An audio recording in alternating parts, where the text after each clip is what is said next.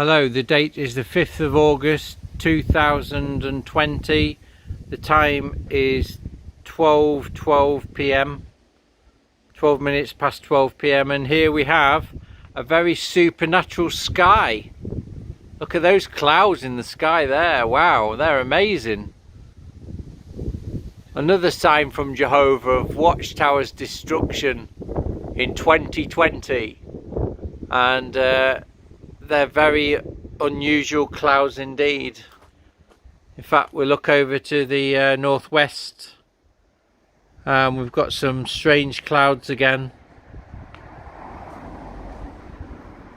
We've got a long cloud there. Don't know what that is. But that's the plane trail. But these are very strange clouds here. Very supernatural.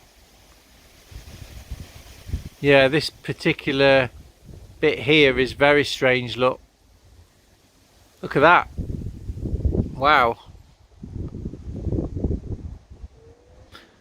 definitely a sign from Jehovah of Watchtower's destruction. Revelation chapter 1 verse 7 says he will come with the clouds, not in the clouds.